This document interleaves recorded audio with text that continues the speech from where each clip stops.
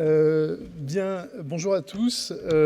Juste quelques mots ici pour vous parler des aspects de numérique et de transition écologique, mais à travers le regard d'un juriste, effectivement, puisque moi, je vais aborder ces questions sous l'angle un petit peu de l'encadrement normatif de l'ensemble. Donc, on a bien sûr parlé de ces nécessités contemporaines, de prise en compte effectivement du dérèglement climatique, de prise en compte de la décarbonation. Et bien évidemment, l'outil numérique est un élément qui est tout à fait fondamental dans ce passage, dans cette transition écologique et spécialement dans sa composante énergétique, mais pas seulement. Donc au plan juridique, on a des grandes déclarations qui font l'objet de conventions internationales. On a la Convention de Paris, on a également des politiques européennes qui sont très volontaristes sur ces questions. On a des cycles de politique qui datent d'il y a 2 ans, le Fit for 55 par exemple, avec des objectifs de réduction des gaz à effet de serre notamment.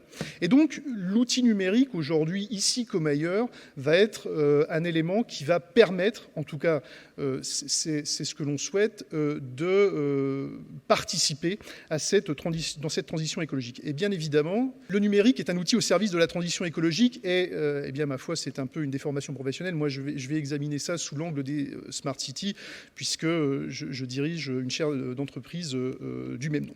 Alors, en quoi le numérique peut être une zone, un élément favorable à la transition écologique et pourquoi la Smart City est un territoire qui, en quelque sorte, caractérise l'acmé de cette relation entre transition numérique et transition écologique. Bien tout simplement parce que la transition numérique, ce passage au traitement massif de la donnée, existe dans nos territoires urbains et ruraux. D'ailleurs, la Smart City, c'est pas que de l'urbain, mais existe dans nos territoires au même titre qu'ils existent partout ailleurs.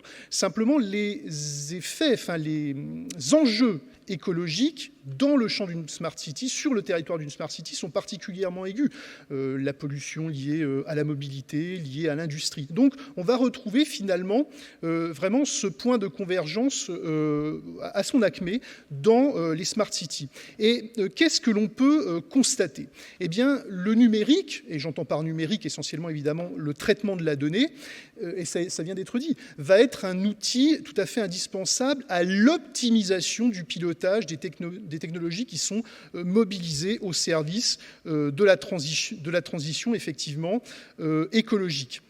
Pourquoi ? Parce que ça va être tout simplement des outils d'aide à la décision. La connaissance massive des pointes de circulation va permettre de déterminer à quel moment il est préférable de faire passer un camion poubelle pour récolter effectivement les déchets des citoyens.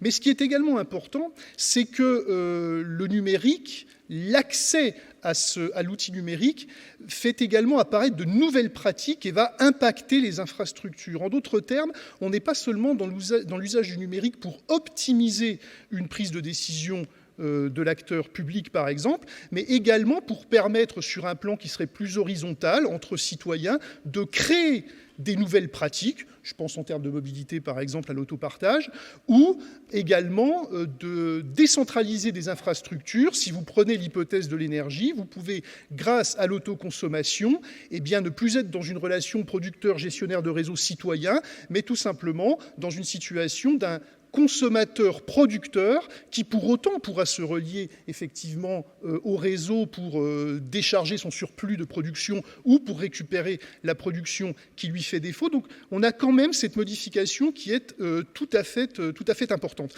Et on la retrouve, donc je vous ai cité le domaine de l'énergie, mais le domaine de la construction, c'est la même chose. C'est la modélisation de la construction d'un bâtiment à des fins écologiques, mais c'est aussi le smart building, donc c'est-à-dire le bâtiment bourré de capteurs qui va permettre d'avoir une gestion, plus optimisée possible de la température, du fonctionnement du chauffage, de la climatisation notamment.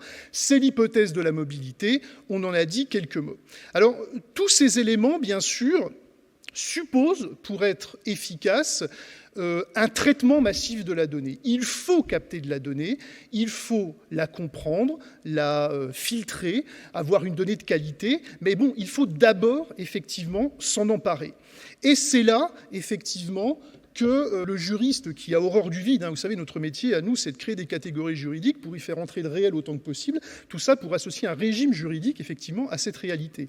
Et à partir du moment où on a une situation de fait qui consiste à pouvoir capter massivement de la donnée, la question qui va nous occuper, l'une des premières questions, c'est comment est-ce qu'on encadre juridiquement ce traitement de la donnée. Et là, on va entrer finalement dans une forme de conflit quasi ontologique au plan juridique que l'on connaît en matière de données, c'est qu'une donnée, ou plutôt un amas de données pour être efficace, suppose un traitement massif, donc une collecte massive, une utilisation massive, une conservation aussi, et puis une circulation. D'accord ? Ça, c'est l'efficience de la donnée. Et à côté de ça, vous avez cette idée que certaines données méritent une protection particulière. Et donc, tout l'enjeu finalement du traitement juridique de la donnée, c'est de faire le départage entre ces deux éléments. Comment est-ce qu'on équilibre ce besoin de traitement massif et ce besoin de protection ?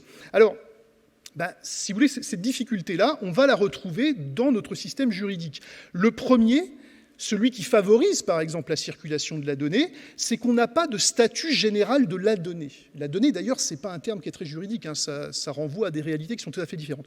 On n'a pas un système de propriété de la donnée comme on aurait un système de propriété de n'importe quelle valeur dans notre code civil. J'ai entendu tout à l'heure, vous parliez effectivement de la propriété de la donnée. Il y a la question de la maîtrise qui va se poser, effectivement. Mais sur un plan juridique, est-ce qu'on a un système de propriété générale de la donnée qui s'appliquerait à tout ? La réponse est non.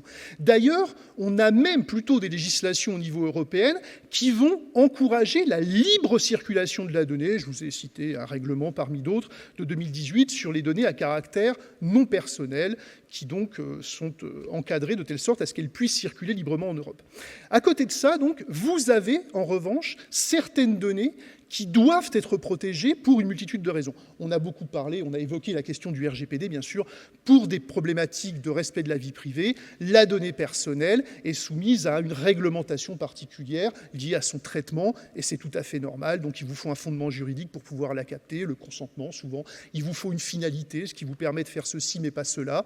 Il faut minimiser cette manipulation pour la conserver, cette donnée, le moins longtemps possible, en tout cas pas au-delà de ce qui est nécessaire. Vous avez des données statistiques, c'est la même idée.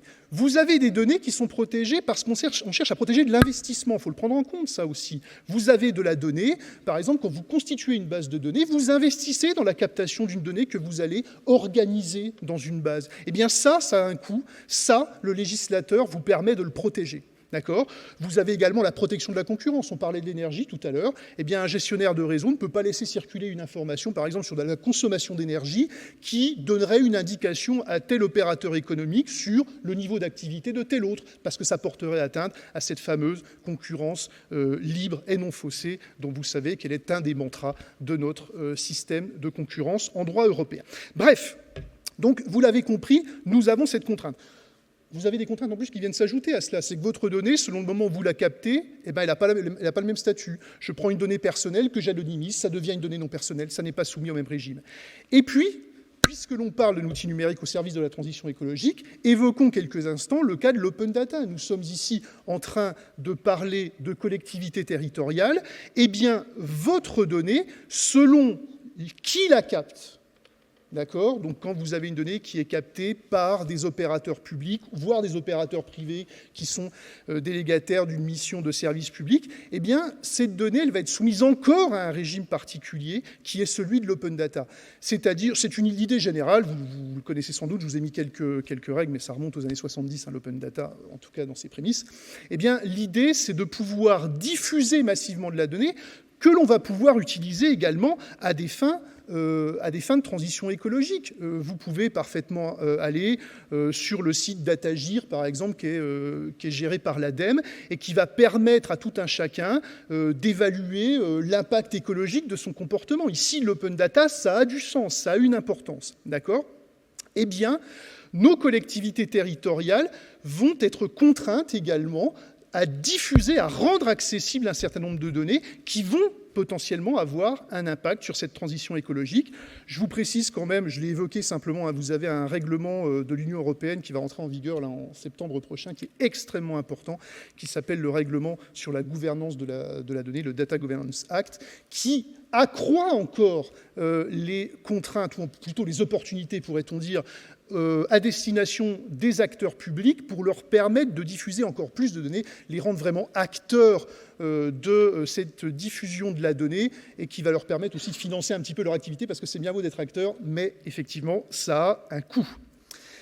Bref, qu'est-ce que l'on peut dire? Qu'est-ce que l'on peut comprendre finalement? C'est qu'on a finalement une réglementation qui va nous permettre, tout en protégeant un certain nombre de données, de diffuser massivement de la donnée, soit pour tout un chacun, soit à destination de différents opérateurs publics ou privés, notamment dans une finalité de transition écologique. Donc, à ce titre, le numérique est un outil très favorable à la transition écologique. Mais simplement, pendant très longtemps, on est un peu tombé dans une forme d'illusion en pensant que le numérique, ici comme ailleurs, était la solution à tous les problèmes. Ce n'est pas le cas. Le numérique n'est pas la solution à tous les problèmes, notamment en termes de transition écologique, puisque le numérique, parfois, peut être même une source du problème. Effectivement, le développement de l'activité numérique, et on le sait, hein, quel que soit d'ailleurs le domaine dans lequel il intervient, va avoir un impact relativement assez négatif sur l'écologie, lié notamment à quoi? À la fabrication des supports qui permettent l'utilisation du numérique. Donc c'est chercher des métaux rares, c'est la production de ces appareils numériques. Leur utilisation, on pense bien sûr aux data centers hein, qui sont extrêmement consommateurs d'énergie, à la fois, notamment pour lier au refroidissement des serveurs qui permettent le stockage de la donnée. On a des problématiques assez lourdes de recyclage également. Bref, l'utilisation massive du numérique facilite la transition écologique, mais crée également un obstacle à cette transition. Le législateur, notamment européen, depuis le début, j'ai encore un petit peu de temps, c'est bon. Depuis le début des années 2000, s'est préoccupé de ces questions par le biais de tout un tas de normes, alors ce sont essentiellement des directives, qui vont pour l'essentiel s'intéresser à l'impact écologique négatif de l'usage du numérique au travers de la conception des supports qui permettent son utilisation. Donc vous avez, par exemple, une directive de 2011, hein, en dernier lieu, qui va traiter de la question du déchet des appareils électriques ou électroniques, donc du recyclage, pour le dire autrement. Vous avez une directive de 2009 qui, elle, s'intéresse à l'éco-conception. Alors, toutes ces directives tournent un peu autour des mêmes choses. Vous avez toujours les mêmes axes. C'est d'abord de la formation et de l'information, à destination notamment des consommateurs. Ce sont des contraintes en termes de conception, donc des contraintes de fond, des contraintes matérielles, et le cas échéant, des sanctions, si jamais il n'y a pas de prise en compte de ces obligations. Le législateur français, sur ces questions, a toujours été relativement en avance. Hein. D'ailleurs, c'est assez amusant de voir que sur certains points, le législateur français se trouve en avance par rapport à la réglementation européenne. C'est le cas en matière d'open data, par exemple. On a toujours eu un temps d'avance. C'est le cas aussi dans le domaine écologique. Alors là, je vois une loi du 10 février 202, ce qui n'existe pas, hein, c'est 2020, qui est relative à la lutte contre le gaspillage et l'économie circulaire. C'est la même idée. On est toujours dans ces logiques, encore une fois, de durabilité. Durabilité, d'ailleurs, qui est un critère hein, qui est prévu par la loi et qui va entrer en vigueur d'ici à 2026, donc qui va permettre de prendre en compte à la fois l'éco-conception, la durabilité logicielle des éléments, enfin tout ça est pris en compte aujourd'hui. Et vous avez bien sûr une loi du 15 novembre 2020, dite loi Rennes, qui vise à réduire l'empreinte environnementale du numérique en France. Quelques éléments là-dessus, effectivement. Ça a été évoqué, donc je ne vais pas rentrer dans le détail, mais nous avons à la fois dans la loi que j'ai citée précédemment, loi dite climat et résilience, et dans cette loi qui vise à la réduction de l'empreinte écologique en France, du numérique, vous avez un certain nombre de contraintes qui sont portées à destination des opérateurs publics. Ça a été montré hein, dans la petite vidéo de départ. L'idée générale étant de dire qu'il va falloir développer une politique, justement, qui mettent en avant ce numérique durable avec des objectifs qui sont apportés en 2025. Alors ça ne concerne pas tous les acteurs publics, mais vous avez une limite qui est prévue par le texte. Vous avez également, dans le cadre de ces différentes lois, vous avez des décrets qui vont concerner spécifiquement les achats publics. Alors ça, c'est intéressant. Et il y a notamment le décret du 22 août 2021 qui va mettre en œuvre l'article 35 de la loi Climat et Résilience, que je vous ai cité tout à l'heure, et qui va, par exemple, imposer que une concession, par exemple, ou un contrat sur un marché public ne soit plus déterminé au regard du seul prix. Donc, ce n'est pas seulement le mieux-disant qui peut l'emporter, mais on va prendre en compte également, effectivement, des considérations environnementales, pas seulement, mais en tout cas, c'est entré cette fois-ci dans nos lois, et donc ça fait partie d'éléments contraignants à destination des acteurs publics. C'est vraiment une logique qui est très très forte et que vous retrouvez, je vous ai cité une loi, un projet de loi relativement récent du 16 mai 2023 sur l'industrie verte, alors qui ne concerne pas directement la problématique du numérique, mais qui vise de la même façon à permettre la croissance industrielle dans le respect d'une croissance durable. Pourquoi je vous ai mis cette loi ? Parce que ce qui m'a intéressé, elle n'est pas encore entrée, elle n'a pas été adoptée encore, elle est en examen au Sénat, mais ce qui est intéressant, c'est que ce sont les remarques de certains sénateurs qui ont examiné cette loi. Et ces remarques qui m'ont paru pertinentes sont les suivantes. Ce domaine comme d'autres, mais là c'est un avis personnel, ce domaine comme d'autres, malheureusement, nous fait tomber dans l'une des pathologies du droit, me semble-t-il, c'est la surnormativité. C'est-à-dire que vous l'avez vu, je vous ai cité que quelques textes européens et nationaux, mais il y en a plein d'autres. Vous avez une multitude de contraintes à destination d'opérateurs extrêmement différents, qui rendent complexe le maniement quotidien de ces objectifs par les acteurs. Et ce que disent les sénateurs qui examinent ce projet de loi relatif à l'industrie verte, c'est finalement, est-ce que l'on n'aurait pas meilleur temps d'avoir une politique de formation de nos acheteurs, de changer leurs pratiques quotidienne par la façon dont nous les formons, plutôt que d'ajouter de la contrainte à la contrainte normative, sans se demander finalement, ou en ayant finalement assez peu les moyens matériels ultérieurs d'évaluer la réalité des résultats de cette législation. Voilà, ça c'est ce que je vous dis là sur ce thème-là. On pourrait malheureusement l'étendre à une multitude de thèmes, puisque, encore une fois, c'est un peu une des difficultés de notre droit, cette surnormativité. Voilà ce que je voulais vous dire sur ces questions. J'en ai terminé. Merci.